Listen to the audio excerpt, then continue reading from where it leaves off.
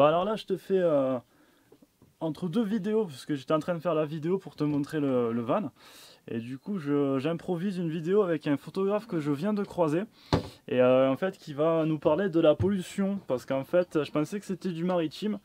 Et non, on a de la pollution en fait dans l'air. Et bah, ça a l'air intéressant de faire un petit reportage. Donc je vais aller le voir et on va en parler et je vais vous filmer ça. Je m'appelle Paul Palot, je suis photographe. Et je suis un vieux photographe. Parce que ça fait un moment que je fais ça. Et j'ai fait pas mal de bouquins sur la nature, en général, sur les régions, sur ici, sur l'Occitanie. Le Canigou, pas mal de livres sur le Canigou.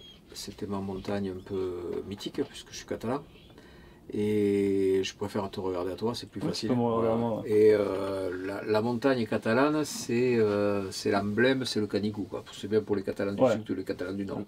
Donc moi j'ai bossé pour les deux magazines les plus importants en Catalogne. Il y en avait un qui s'appelait Terre catalane côté français et Descobrir Catalogne côté espagnol, entre guillemets. Parce que moi j'ai du mal à dire espagnol, pour moi c'est catalan.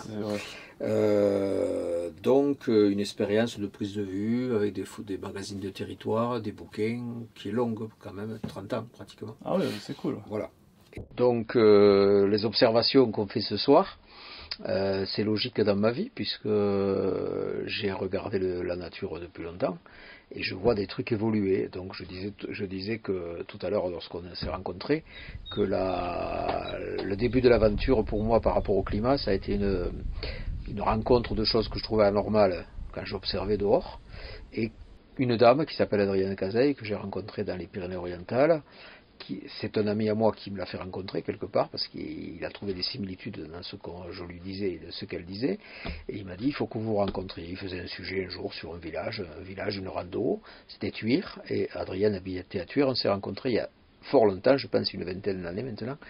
On a commencé à se dire tiens, tu as constaté ça, moi j'ai constaté ça, et on a mis nos éléments en commun à tel point qu'on a commencé un début de bouquin. Je faisais la mise en page, parce que moi j'étais graphiste, je faisais des trucs. Et puis, aucun éditeur n'était intéressé à l'époque. Ça ne parlait pas à grand monde, le changement climatique. Même le terme n'existait pas. C'était trop tôt pour en parler. C'était trop tôt pour en parler. Et aujourd'hui, je me dis que ça vaudrait le coup de raconter cette histoire singulière avec Adrienne, parce que 20 ans après, les événements, malheureusement, nous ont donné raison. Et on parlait de l'eau, de la raréfaction de l'eau, de l'absence de pluie, un climat qui devenait de plus en plus sec, la poussière ou la pollution, etc. Et tout ça, j'ai l'impression de le revivre aujourd'hui, mais en direct, et avec une prise de conscience qui devient générale. Et à mon avis, d'ailleurs, on ne voit que le début de quelque chose qui va être sûrement très éprouvant et très inquiétant pour tous les gens, quoi. Donc, avoir raison avant les autres, est-ce que c'est la question? Je ne sais pas, mais en tout cas, ça ne sert pas à grand-chose, puisqu'en fait, en général, on ne vous écoute pas. Et je me rappelle encore, moi, de discours de climato-sceptiques, il y a encore, 5 ans. Aujourd'hui, ils paraissent ridicules. Les types, ils ne sortent même pas la tête, quoi. On ne les voit plus. Alors ce soir, ce qu'on a observé ensemble, c'est un coucher de soleil bizarre que je suis monté chercher au Pic de Nord en me disant aujourd'hui c'est particulièrement dégueulasse, donc tu risques de matérialiser en photo ce truc dégueulasse. Et c'est pas facile, parce qu'on peut le confondre avec des nuages, on peut le confondre avec de la brume. Moi je sais le voir parce que j'ai l'habitude. Maintenant, pour arriver à le rendre sur une photo avec les problèmes très compliqués en image, et ça fait partie de quelque chose qui serait intéressant de démontrer par la photo au départ, puis d'expliquer forcément. C'est la présence de ces particules que l'on sait, qu'on voit assez fort dans des villes, mais on ne soupçonne pas que ça recouvre l'ensemble de notre territoire, qu'on est dans un endroit assez sauvage, comme le Pic de Nord. Et dans toutes les directions, on voit, suivant le contre-jour, l'endroit où le soleil, on voit ce voile. C'est-à-dire que la première chose que tu as dit spontanément,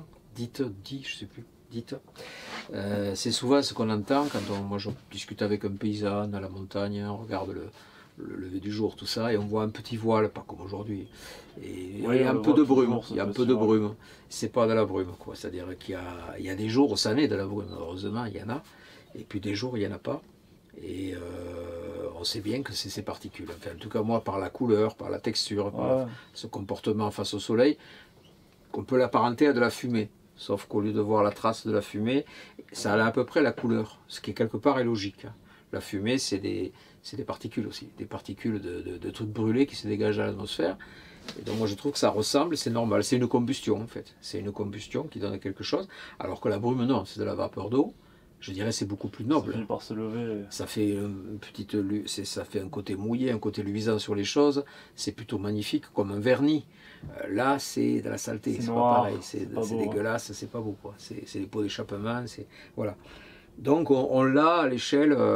Et alors le problème, c'est de savoir si ça s'accumule. Comment ça s'accumule. Alors, à quel niveau, sur les années. Est-ce que ce qu'on voit, ça vient de Chine aussi, ou est-ce que ça vient des alentours? Autant de questions qu'on peut se poser. À mon avis, c'est un mélange. La seule chose qui est sûre, c'est que ce voile disparaît provisoirement s'il pleut. S'il pleut de façon assez intense. Ouais. S'il fait 3 gouttes ou s'il pleut très peu, tu vas te retrouver avec des taches sur les végétaux, des taches sur les voitures, surtout si elles sont noires ou foncées. Et c'est la matérialisation, à mon avis, de cette saleté qui est traversée par l'eau, qui est projetée. On pourrait dire plus acide si ça contenait des produits, ouais. C'est pratiquement ça. C'est les plus dégueulasses, quoi. Je les appellerais comme ça. Alors on te dit la boue du Sahara, bon je veux bien. Moi je dis tout simplement les particules qu'on a au-dessus de la tête. Et il y a un autre phénomène qui est plus compliqué, mais ça prendrait des heures à expliquer. C'est une thèse personnelle.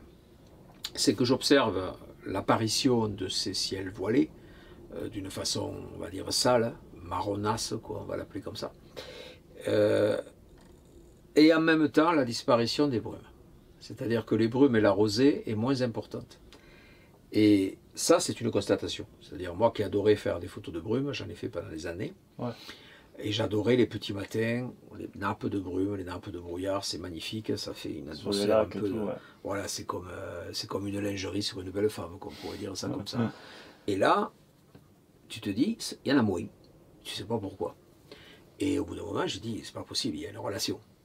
Et ma théorie est de penser que si la brume, la condensation se forme sur le toit d'une voiture, par exemple, dans la nuit, c'est que la voiture, tu l'as fermée, il fait chaud dedans, dehors il fait plus froid, le froid tombe sur le capot, et hop, une condensation se forme à la jointure des deux températures, au petit matin. Eh bien c'est pareil, je pense, pour la rosée, au sol, dans des creux qui sont plus froids, des bas-fonds, comme on dit, où de l'humidité remonte du sol aussi, capillarité, marécage, ce que tu veux. Mais si l'air froid ne descend pas tout à fait au contact, il ne se fera pas la petite couche de rosée. C'est ma théorie. Rosée importante égale brume.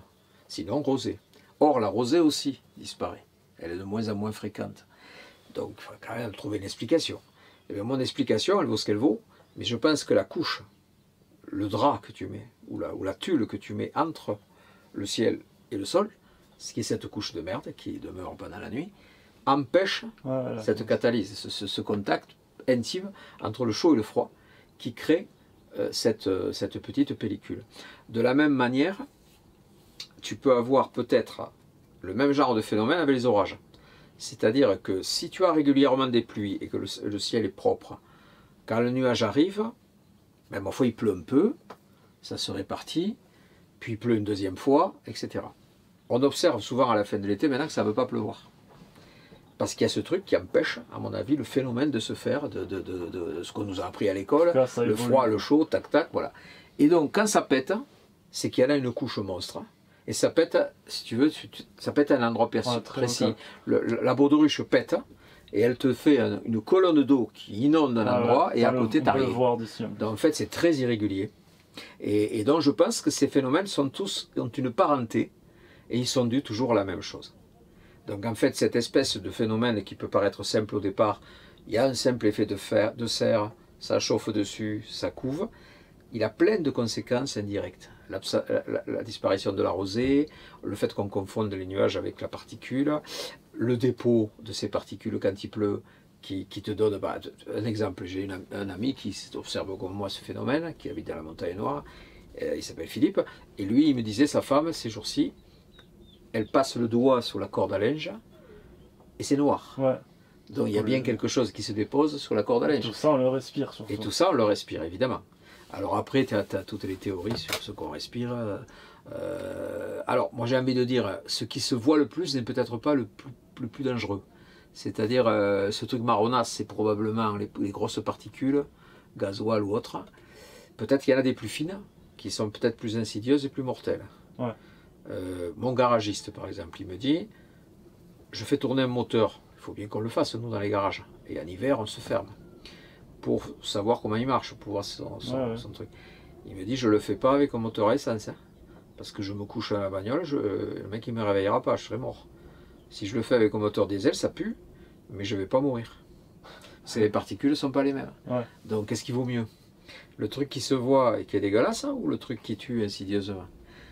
Et c'est un peu le même problème, tu pourrais dire, pour l'atome. Qu'est-ce qui se passe à la radioactivité? Ça ne se voit pas. On va faire des photos de radioactivité. Et en attendant, voilà. Donc c'est cette observation, je trouve que l'avantage, si on peut dire l'avantage, de ce qui se passe dans l'air, et avec les pluies aussi, c'est qu'on peut l'observer. Donc notre idée avec Adrienne à l'époque, c'était de dire, ouvrez la fenêtre, regardez la nature autour de vous, prenez le temps d'observer, et vous le verrez bien qu'il y a un changement climatique. C'est pas la peine d'ouvrir la radio. Et vous pouvez le mesurer. Prenez un thermomètre à la rigueur de temps en temps, vérifiez les températures, et vous constaterez que de vous-même, l'évolution, et vous montez d'arbre à la montagne, vous regardez ce qui se passe, vous redescendez en plaine. Et c'est aussi simple que ça. Et je ne comprends pas comment des gens peuvent en douter.